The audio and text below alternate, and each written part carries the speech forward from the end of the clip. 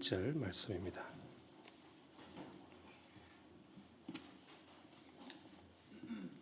마가복음 4장 1절에서부터 20절 말씀까지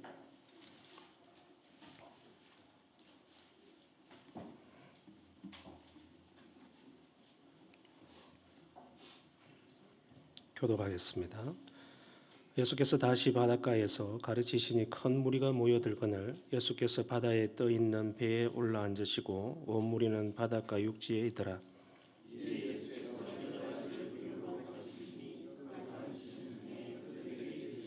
들으라, 씨를 뿌리는 자가 뿌리러 나가서 들으는 흙이 얕은 돌밭에 떨어짐에 흙이 깊지 아니하므로 곧 싹이 나오나 들으는 가시떨기에 떨어짐에 가시가 자라 기운을 마감으로 결실하지 못하였고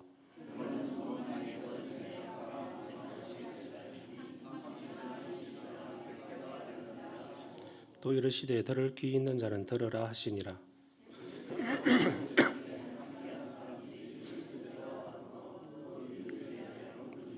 이르시되 하나님 나라의 비밀을 너희에게는 주었으나 외인에게는 모든 것을 비유로 하나니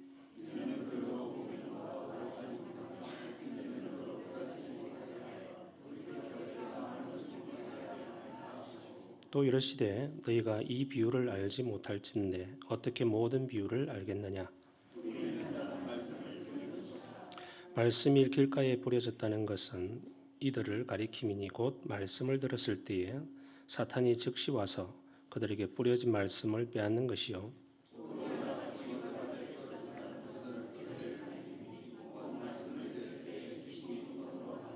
그 속에 뿌리가 없어 잠깐 견디다가 말씀으로 인하여 환난이나 박해가 일어난 때에는 곧 넘어지는 자요. 같이 읽겠습니다. 세상의 염려와 재물의 유혹과 기타 욕심이 들어와 말씀을 막아 결실하지 못하게 되는 자요. 좋은 땅에 뿌려졌다는 것은 곧 말씀을 듣고 받아 30배나 60배나 100배의 결실을 하는 자니라. 아멘. 오늘 또 하나님 은혜가 저와 여러분과 함께 하기를 바랍니다. 하나님 나라에 대해서 계속적으로 강의를 하고 있습니다. 하나님 나라는 쇠하지 않습니다. 하나님 나라는 영원한 나라입니다. 이 세상 나라는 오래가도 천년을 구가하지 못합니다. 우리나라 역사 5천년이 되었지만은 우리나라 역사에 여러 나라들이 있죠. 고려도 있고 조선도 있고 가장 길었던 고려와 조선도 각각 500년이 채 되지 않았고 조선도 505년 정도 이렇게 봅니다. 그리고 우리나라가 건국된 지 이제 70여 년이 지났습니다. 우리나라가 대한민국이 얼마나 더 갈지 알 수 없습니다. 이 땅의 나라는 언제든지 쇠할 수 있고 언제든지 문 닫을 수 있습니다. 그러나 하나님의 나라는 영원합니다. 하나님의 나라가 영원한 이유는 큰 두 가지 의미가 있습니다. 하나는 하나님이 영원하신 분이기 때문에 그 나라의 왕이시고 주권자 되시는 분이 영원하시다면 그 통치하시는 영원한 주권자가 계시는 그 하나님의 나라는 영원할 수밖에 없습니다. 주권자가 영원하신데 하나님의 통치를 받는 그 하나님의 나라가 영원하지 않을 수 없죠. 그러니까 우리는 영원한 나라에 이미 거듭날 때에 살고 있는 겁니다. 믿으시길 바랍니다. 죽어서 천당 간다는 개념을 이제는 조금 이제 넣어놓고 우리가 기독교 신앙을 가지고 믿음으로 산다는 것이 무엇인가를 스스로 질문을 잘 해보시길 바랍니다. 그러면 죽어서 가는 천국 이전에 이 땅에 하나님의 나라가 이미 임했고 이곳에서 그리스도의 통치를 받는 저와 여러분은 하나님 나라를 믿음의 눈으로 볼 줄 알아야 됩니다. 그리고 영원한 그 하나님 나라에 이미 우리는 살고 있어요. 그리고 그 영원한 하나님의 성령이 우리 속에 들어오셔서 우리와 연합함으로 우리의 영혼은 새롭게 되어졌고 죽어 있는 것이 아니라 산 영으로 하나님의 나라를 볼 수 있고 살아갈 수 있게 되었습니다. 그래서 영원한 나라는 우리에게 이미 임했고 그 영원한 나라에서 우리는 살아가게 되었어요. 두 번째로 하나님 나라가 영원할 수 있는 정말 중요한 이유 중에 하나는 하나님의 말씀이 우리를 통치하기 때문에 그렇습니다. 다른 표현으로 하면 하나님은 우리에게 말씀을 주심으로 하나님의 나라의 영원성을 보여줍니다. 그러니까 하나님의 말씀이라고 하는 것은 구체적으로 성경을 통해서 우리에게 주어집니다. 하나님의 성경은 피할 수 없습니다. 성경은 폐하여지지 않습니다. 그래서 여러분이 만약에 오늘 밤 죽어서 천국을 간다. 그러면 하나님의 말씀의 기억이 그대로 고스란히 여러분의 천국에 가서 여러분의 영혼이 가지고 있는 그 기억력에 바탕을 해서 하나님의 말씀이 살아서 여러분을 움직이게 합니다. 무슨 말이냐 하면 우리의 영혼이 천국에 간다고 하더라도 그 영혼에 있는 기억의 소자는 바뀌거나 사라지지 않습니다. 그러니까 우리의 영혼 가운데에 주님께서 우리 마음 속에 우리의 전인 속에 심으시려고 하는 하나님의 말씀은 사라지지 않는다는 의미입니다. 그러니까 여러분이 말씀을 듣고 또는 말씀을 배우고 묵상하고 하였던 그 주님의 말씀은 그 자체로서 사라지지 않아요. 그 사라지지 않는다는 것은 여러분의 기억 속에서도 사라지지 않는다는 이야기입니다. 이것은 기억력의 문제가 아니라 저와 여러분의 성령이 들어오셔서 계속적으로 우리에게 말씀하고 계시기 때문에 그렇습니다. 성령을 우리에게 주심으로 계속 그분은 우리 속에서 말씀하십니다. 그리고 그 말씀하시는 그 말씀이 성경을 통해서 나타나기도 하고 설교를 통해서 나타나기도 하고 여러 가지 우리 마음 가운데 주는 감동을 통해서 하나님은 말씀하십니다. 그러므로 말씀이 사라지지 않기 때문에 저와 여러분의 전인은 사라질 수가 없는 것이죠. 우리의 몸은 쇠하고 우리의 육체는 시들고 꽃과 같이 떨어지지만 하나님의 말씀은 새사토록 있도다 라고 하신 베드로전서 1장의 말씀을 준해서 그것이 무슨 뜻인고 가만 생각해 보면 하나님의 말씀이 우리 속에 들어오셨다면 우리의 말씀이 임하는 우리의 영혼 또한 사라지지 않습니다. 그래서 영혼 불멸이죠. 그렇기 때문에 하나님 나라를 살아가는 저와 여러분이 가지고 있는 지식의 한계나 IQ가 가지고 있는 IQ의 한계를 넘어서서 하나님의 말씀이 우리를 지탱한다는 겁니다. 그러니까 하나님의 말씀이 저와 여러분 속에 들어오셨다면 어쨌든 그 말씀을 통하여 우리는 살아가게 되어 있습니다. 그래서 말씀이 없는 나라는 하나님 나라가 아닙니다. 하나님의 나라는 말씀이 편만한 나라이고 말씀으로 충만한 나라입니다. 그것이 뭐냐면 외적으로 선포되어지는 말씀뿐만 아니라 저와 여러분 가운데서 영혼 속에서 성령이 외치시고 계시는 그 모든 것들이 우리 가운데 말씀입니다. 그래서 에베소서 1장 17절인가요? 우리에게 계시의 영으로서 성령님께서 오셔서 우리에게 하나님께서 말씀하시는 그 말씀이 무엇인지 알게 하십니다. 그것이 무엇인지 이해가 되어지게 하시고 우리의 전인 가운데서 하나님이 말씀하시는 것이 무엇인지 점차 배워가고 숙달되어지고 자라가게 하는 그 바탕이 되게 만듭니다. 그래서 하나님 나라의 삶에 있어서 말씀은 너무나도 중요합니다. 하나님의 말씀은 쇠하여지지 않고 하나님의 말씀은 우리 가운데 계속적으로 살아 있습니다. 믿으시길 바랍니다. 베드로전서 1장 23절 말씀에 그와 같이 말씀하지요. 너희가 거듭난 것은 썩어질 씨로 된 것이 아니요 썩지 아니할 씨로 된 것이니 살았고 영원한 하나님의 말씀으로 된 것이다. 이렇게 말씀하고 있거든요. 그러니까 항상 있는 말씀, 영원한 말씀, 살아있는 말씀, 그 말씀은 우리에게 썩지 아니할 씨라고 이야기합니다. 여러분 성경에는 씨라고 하는 단어들이 표현들이 여러 번 나옵니다.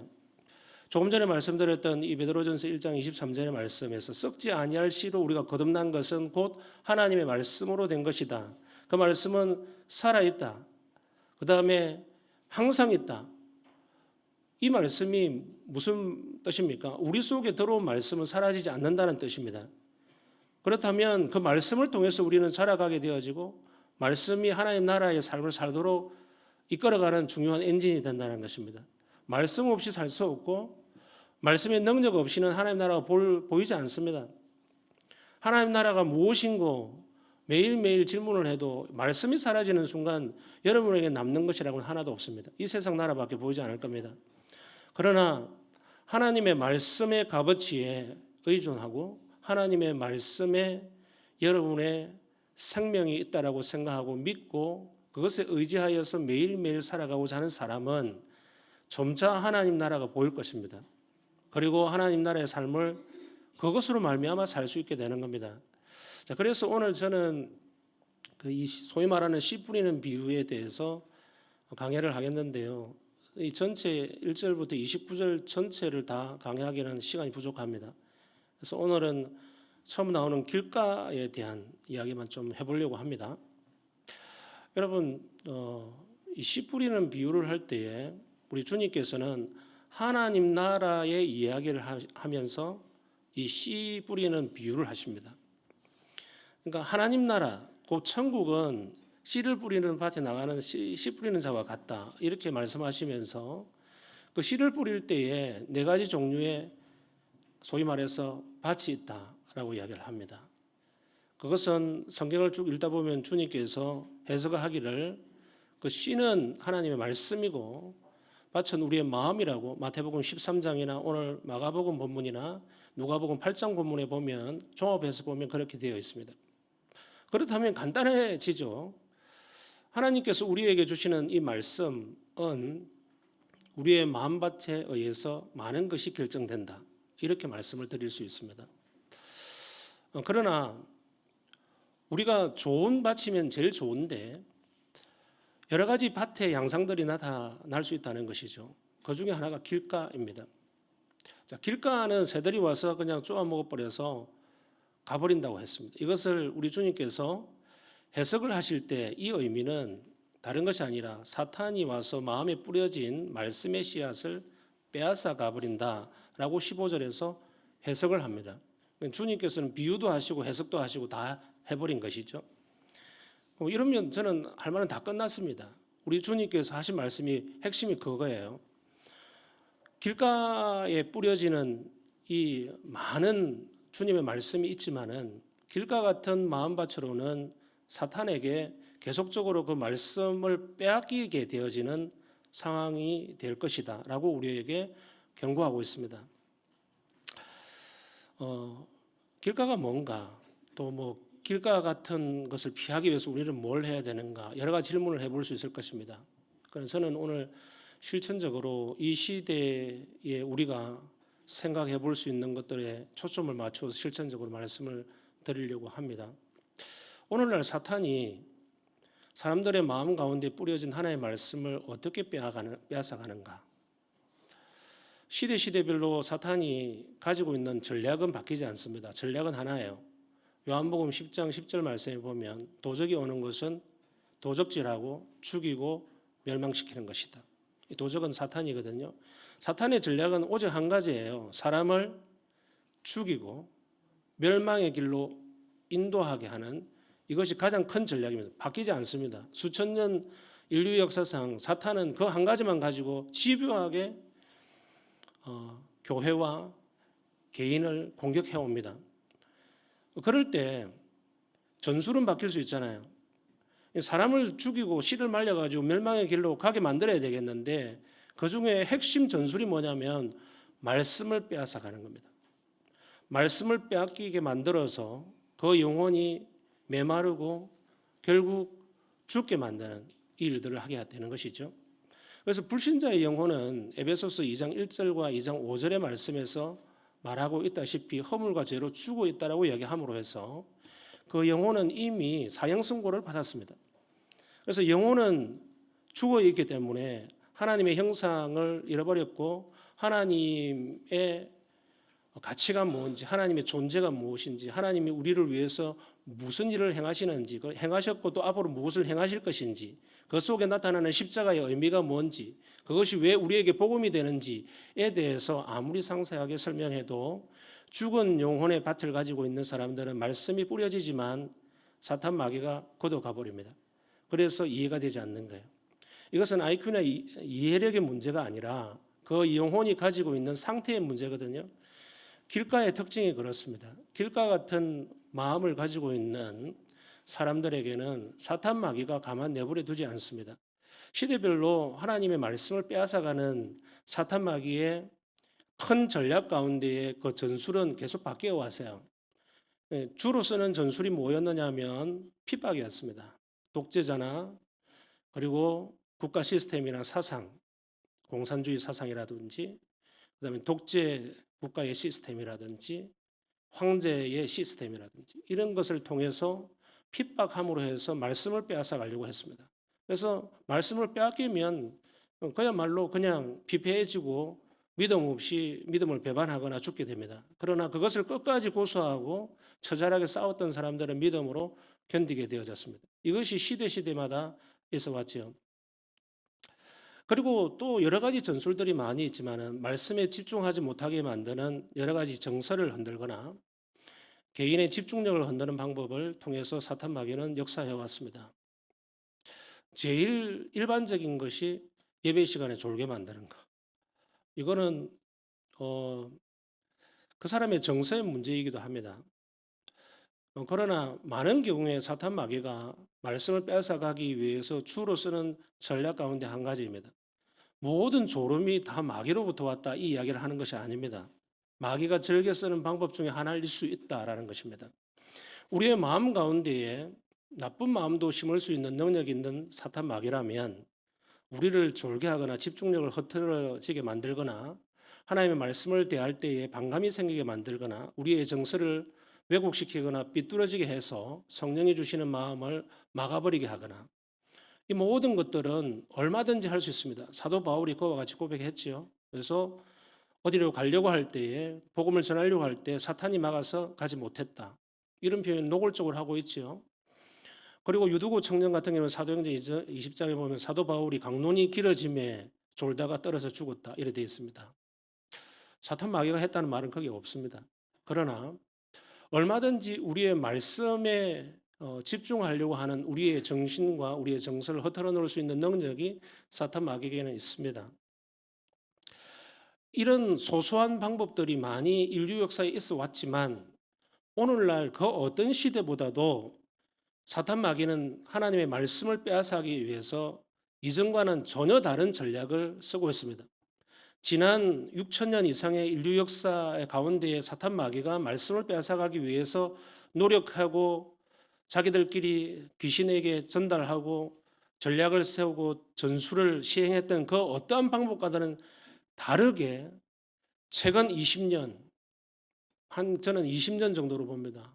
최근 20년 전부터 사탄 마귀의 말씀을 빼앗아가는 전술이 바뀌었습니다. 그것은 인류가 겪고 있는 새로운 기술 문명과 깊은 연관이 있습니다. 우리는 이제 제4차 산업혁명 시대를 맞았다고 이야기를 합니다. 새로운 시대를 맞았습니다. 그 새로운 시대에 발받쳐서 하나님의 말씀이 전달되어지고 선포되어지는 그 방법, 시스템이 그동안 인류가 살아왔던 대부분의 시간보다 그 모든 것을 통틀어서 더 훨씬 파급적이고 능력 있게 외형적으로는 퍼지고 있습니다. 그것이 바로 미디어입니다. 유튜브라든지 온라인 시스템, 그 다음에 인터넷이라고 하는 이 보이지 않는 사이버 세계의 기술 문명을 통해서 하나님의 말씀은 능력 있게 폭넓게 삽시간에 전 세계에 선포되어집니다. 그동안 인류 역사가 없었던 시대입니다. 이 시대에 좋은 면도 있지만 하나님께서 주시는 일반 은총이라고 그러죠. 이런 기술 문명을 통해서 주의 복음이 더 능력 있게 선포되어지는 이런 좋은 일들에 사탄 마귀는 그것을 역이용하여서 우리가 분별력이 발휘하지 못하도록 말씀의 홍수 속에 빠지게 합니다.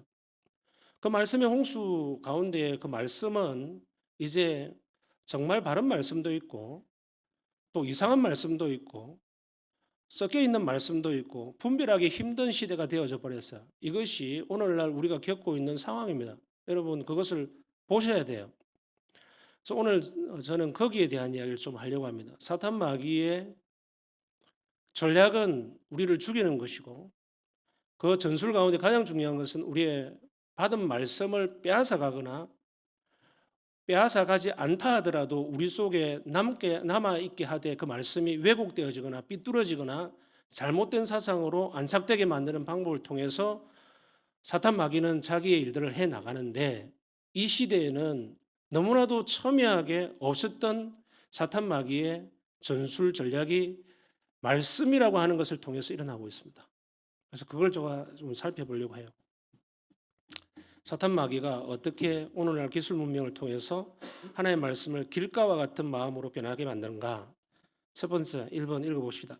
시작. 소위 대중적인 설교의 매력에 빠지게 한다. 저는 설교학을 전공했는데 설교는 대중적인 설교가 좋습니다. 이거는 종교개혁가들 설교도 그랬고 칼빈이라든지 루터, 쩌빙글리 그분들의 설교를 보면 굉장히 대중적이었습니다.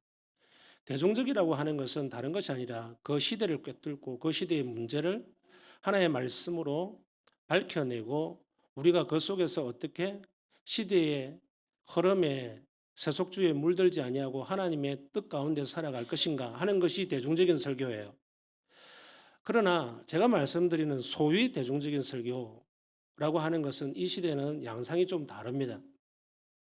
무슨 말이냐 하면 사람들이 살아가는 이 시대의 풍조에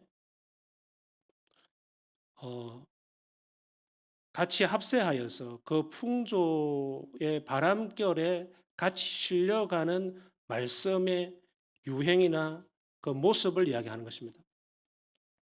이게 무슨 말이냐 하면 하나님의 말씀은 변함이 없어요. 항상 순수합니다.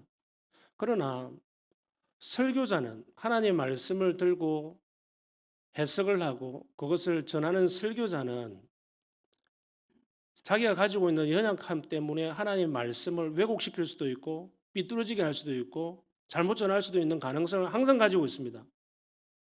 모든 설교자가 다 그렇습니다. 예외상이 없어요. 저도 마찬가지고. 그런데 설교자가 가장 첫 번째 무너지는 부분이 뭐냐 하면 내가 전달을 어떻게 할 것인가에 대해서 고민하기 시작합니다. 그리고 이 전달을 통해서 이 전달력이 효과를 발휘하여서 사람들의 마음에 어떻게 하면 마음이 움직이고 감동을 줄 것인가 하는 것에 설교자가 목매거나 그것에 집중하기 시작할 수 있습니다. 그 자체로서 나쁜 것이 아닙니다. 설교와 커뮤니케이션이라는 과목도 있고 전달력이나 어떤 전달의 기술을 통해서 그 사람을 사로잡고 하나님의 말씀을 잘 전달하려고 하는 그런 커뮤니케이션 기술은 설교학에서도 가르칩니다. 그러나 그것은 핵심은 아닙니다. 그것은 너무 집중하다 보면 하나님의 말씀의 날카로움과 예리함이 보자기에 여러 겹으로 싼 것처럼 뭉퉁해져 버려요.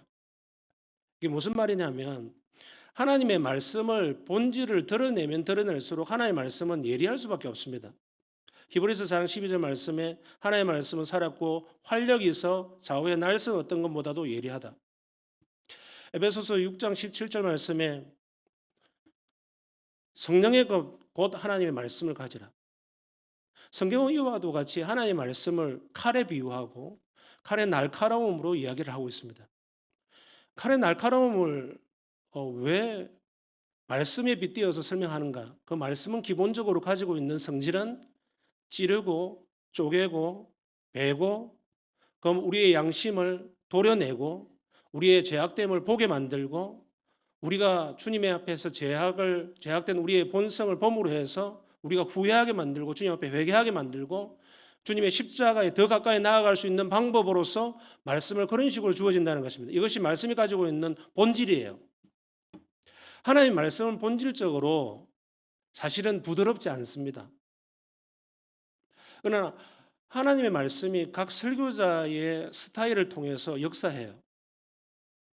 바나바라고 하는 아주 성품이 온유하고 상담과 도와주는 것에 아주 잘 이렇게 되어 있는 인품을 가지고 있는 바나바를 통해서는 하나님의 말씀이 부드럽게 가서 그 사람을 위로하거나 그 사람을 세워가는 것으로 사용하게 합니다. 똑같은 말씀임에도 불구하고.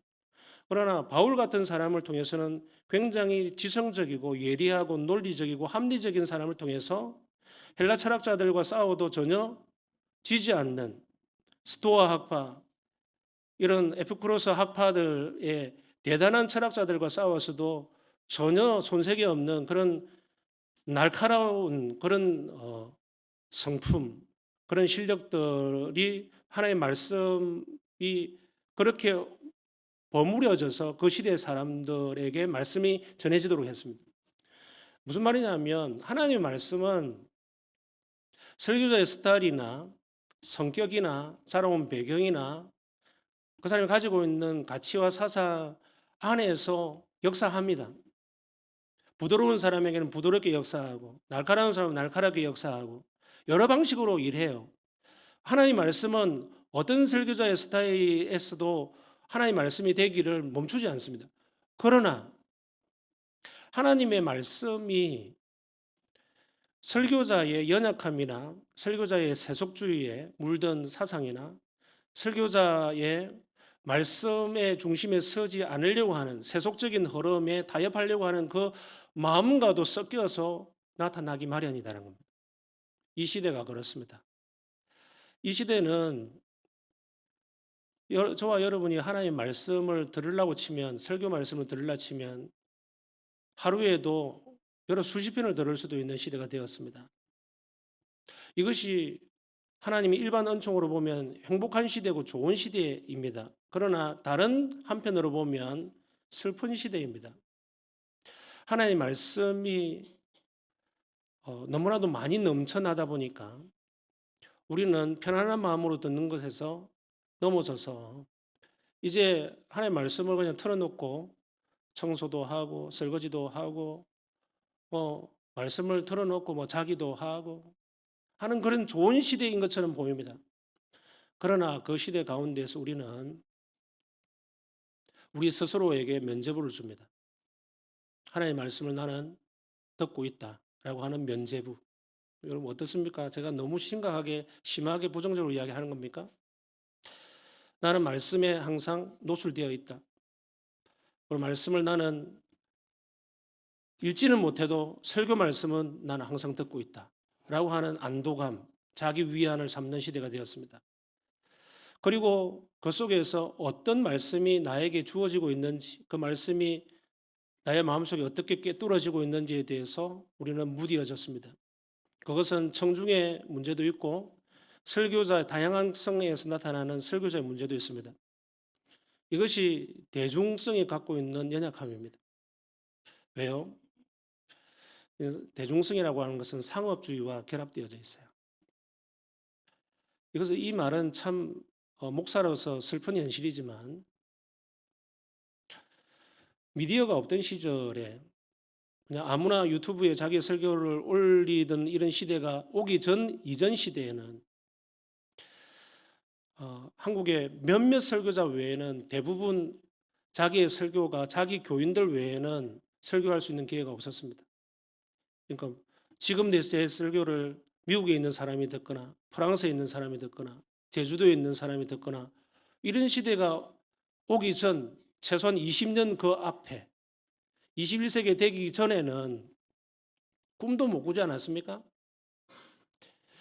그러나 지금은 이것이 상업주의와 결탁하여서 누구든지 그것을 올릴 수도 있고 또 돈만 좀 더 주면은 방송국에다가 설교를 내보낼 수도 있고 돈을 주면서 설교를 내보내는 이 이유는 복음 선교라고 하는 이름으로 그렇게 하고 있습니다.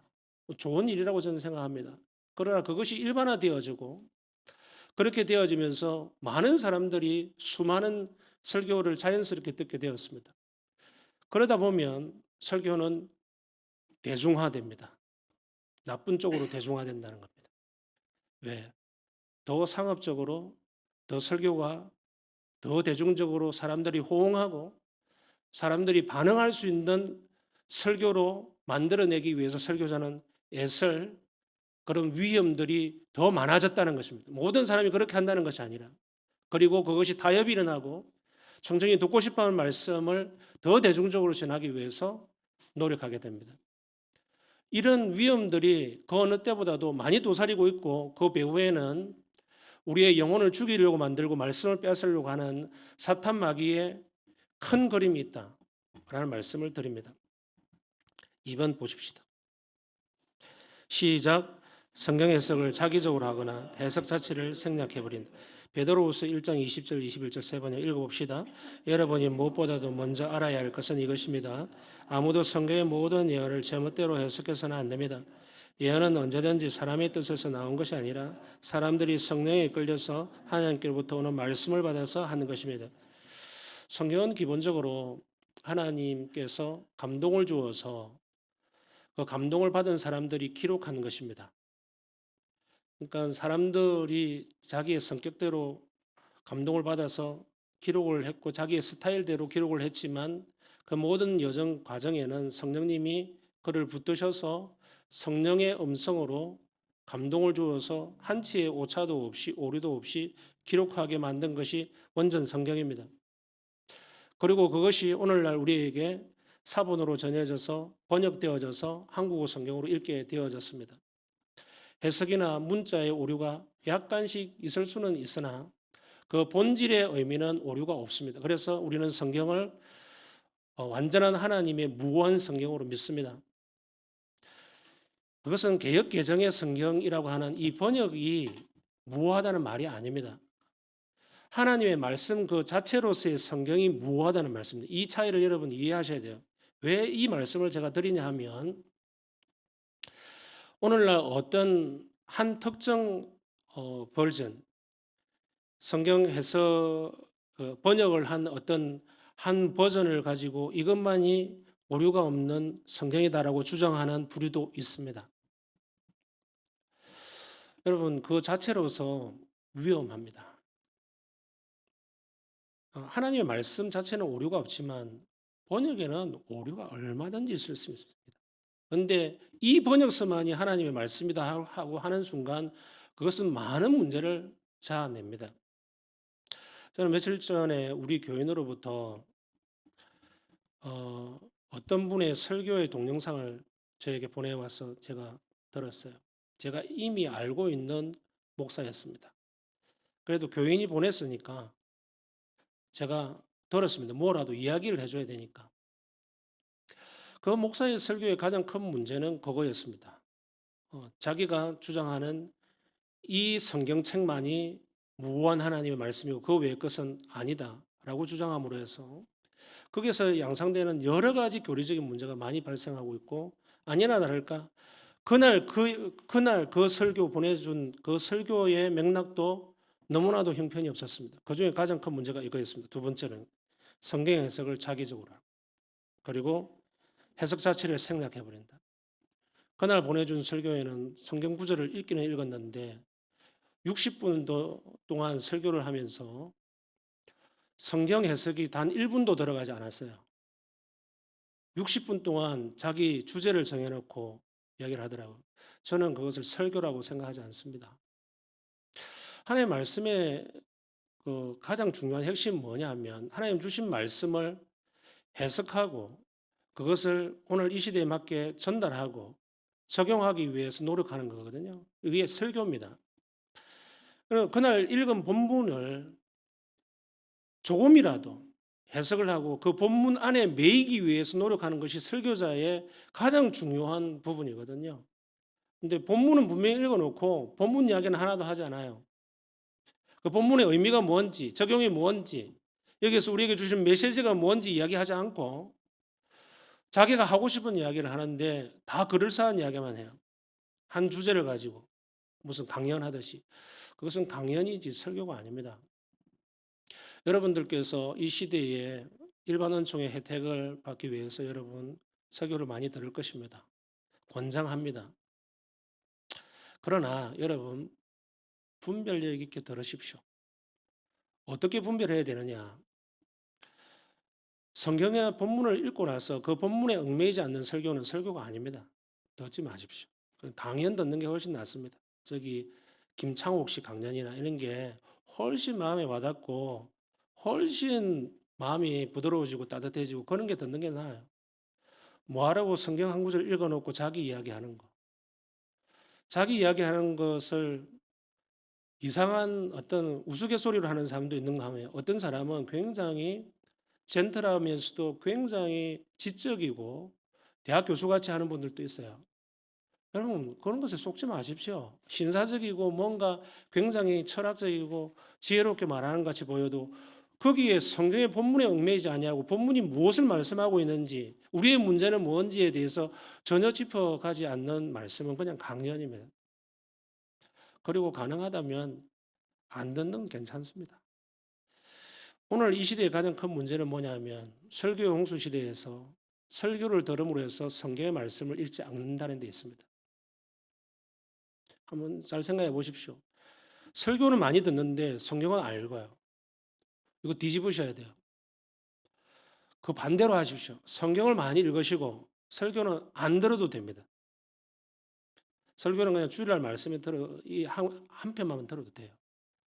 전혀 전혀 문제가 되지 않습니다. 전혀 문제가 되지 않습니다. 여러분 설교 강단의 설교가 이 시대만큼 많이 선포되어지는 시대가 없습니다. 그리고 많이 골라들을 수 있는 시대도 없습니다. 그런데 아이러니하게도 그 어떤 시대보다도 영성이 떨어지고 믿음이 없는 시대를 우리는 살아갑니다. 왜 그럴까요?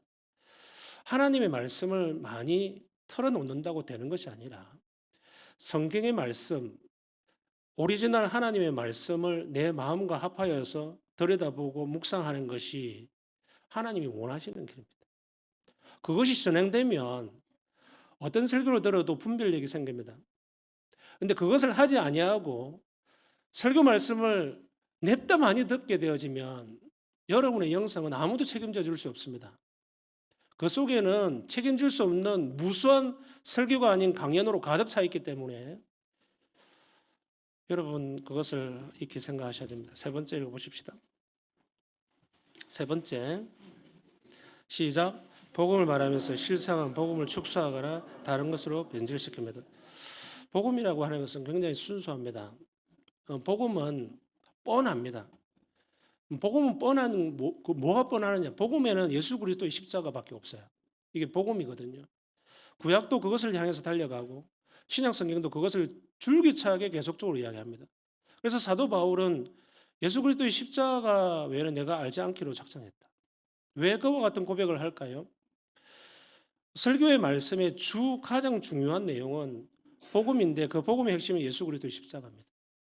예수 그리스도의 십자가가 빠진 설교는 뭐 안고 없는 찐빵 이런 거 비유할 필요도 없습니다.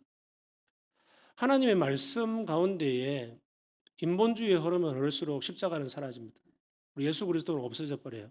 거기에는 인본주의만 남고 세상의 흐름만 남고 긍정의 힘 같은 그런 사상만 남습니다. 하나님의 복음은 다른 복음이라는 없습니다. 순수합니다.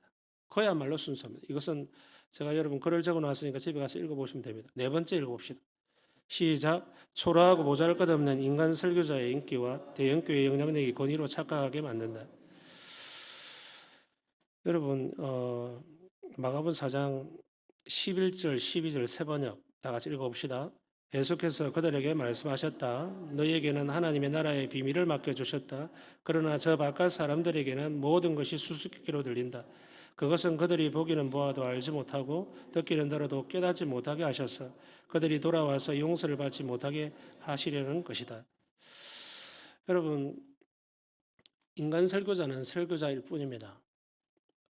어떤 설교자를 통해서 듣는 말씀이 더 능력이 있거나 어떤 설교자를 통해서 듣는 말씀이 더 능력이 없거나 하지 않습니다. 다만 그 설교자는 하나님의 말씀을 바로 해석하고 바로 전할 경우에 그렇습니다. 그래서 우리가 생각하고 있는 여러 가지 편견들이 있을 수 있습니다. 시대의 흐름 그리고 시대의 인기라고 하는 것은 하나님의 말씀을 많이 쇠퇴시킵니다. 특별한 설교자, 뭔가 알려진 설교자, 그리고 멀리 있는 설교자, 내가 한 번도 만나보지는 못했지만 뭔가 대단한 설교자라고 알려져 있는 그 설교자에 치중하다 보면 말씀의 핵심을 놓칠 가능성이 커집니다. 왜? 그 사람을 의지하기 때문에 그렇습니다. 그 사람을 신뢰하기 때문에 말씀도 다 괜찮겠지라고 하는 묻어가는 그런 위험성들이 있을 수 있습니다. 여러분 설교자를 의존하지 마십시오. 하나님의 말씀만 의지하시길 바랍니다. 저도 저 같은 사람도 의지하지 마세요. 내가 내놓을 것도 하나도 없지만 저는 유명하지도 않고 뭐 인기가 있는 것도 아니고 뭐 달변가도 아니고 그러나 여러분 제가 하나님의 말씀이 아닌 다른 것을 가지고 막 그냥 진짜인 것처럼 막 비슷하게 이야기하고 강연하듯이 설교하고 그러면 저를 나무라십시오. 그렇지 않으면 재미없더라도 여러분들에게 성령께서 전하오실 말씀을 저를 통해서 전할 겁니다. 그렇다면 하나님의 말씀은 어떤 입술을 통해서도 어떤 연약한 한 인간을 통해서도 성령이 역사하면 하나님의 말씀이 됩니다. 그러나 그 반대로 어떤 시류에 대단한 설교자가 있다 하더라도 하나님의 성령이 역사하지 않으면 끝입니다. 그건 인간의 말에 불과한 것이고요. 그것을 들으면 들을수록 여러분 손해입니다. 그걸 어떻게 분별하는가? 기술적으로 분별하기 힘듭니다. 그러나 단 한 가지. 여러분이 말씀을 스스로 많이 꼴을 먹고 묵상하면 그 능력은 성령께서 알아서 주십니다. 이것은 제 안에 있는 확신이에요. 제 안에 있는 확신이란 말입니다. 목사가 일반적으로 목사 아닌 성도들보다도 왜 분별력이 더 많을까요? 신학 공부를 해서요? 아닙니다. 신학 공부의 여정 속에서 그보다 더 중요한 게 뭐냐면 여러분보다 말씀을 더 훨씬 많이 읽거든요. 더 많이 묵상해요. 설교 말씀을 전해야 되니까 할 수 없이. 저는 축구장에 선수로 뛰는 축구 선수와 똑같아요. 매일 드리블 연습 안 하고 맨날 폐활량을 키우기 위해서 뛰지 않고 어떻게 축구를 합니까? 저는 현역으로 뛰고 있는 만큼은 여러분들보다도 하나님의 말씀을 더 대하는 그 깊이와 넓이와 진중함이 여러분들보다도 더 커요.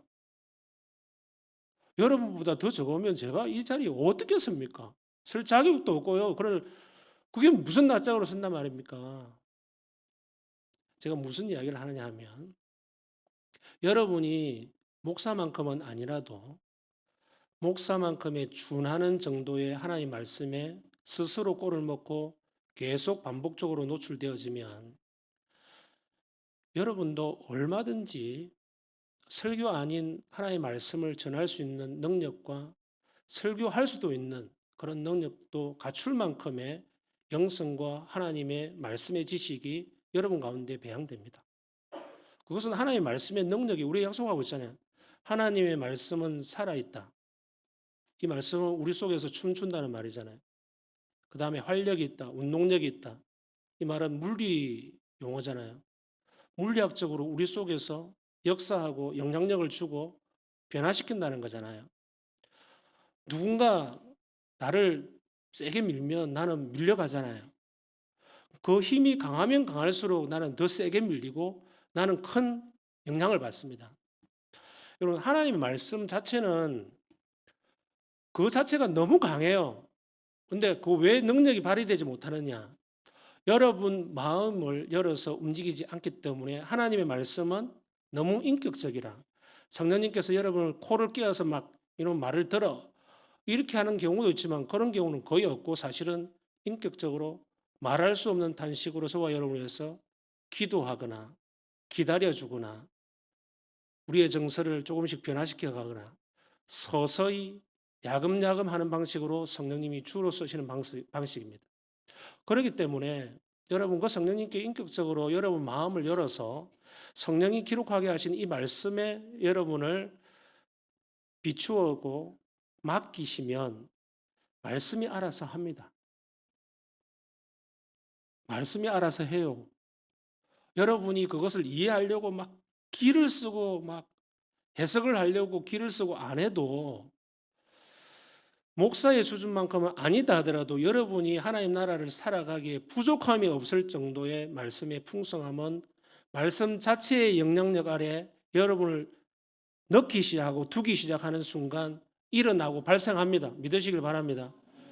하나님의 말씀의 능력에 의지하지 않고 믿지 않고 관심이 없는 사람은 변화가 없습니다.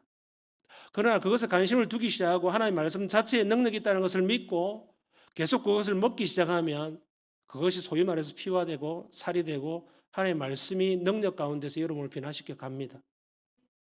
이게 말씀의 능력이에요. 누차 말씀드리죠. 설교는 하나님의 말씀인 것 같지만 하나님의 말씀 아닙니다.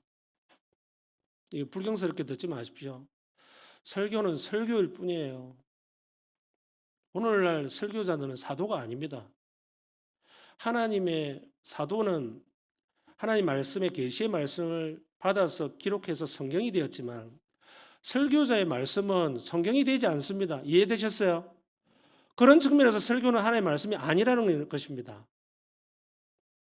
하나님의 말씀을 제가 전하고 있지만 설교자의 문장이나 설교자의 인격이 담겨져 있는 그 말이 하나님의 말씀을 반영할 뿐이지 기록된 성경의 계시의 말씀은 아니라는 것입니다. 이 말씀 무슨 말씀이냐? 설교 듣는 거 줄이시고 성경 말씀을 읽는 것에 더 집중하십시오. 제가 유치원생 같이 적용한 겁니다. 여러분 어떤 말씀이 진짜인가? 1번, 2번은 여러분 집에 가서 읽어보십시오. 다 똑같이 제가 이야기를 했습니다. 그렇게 살아가십시다. 일어나셔서 찬송하시겠습니다.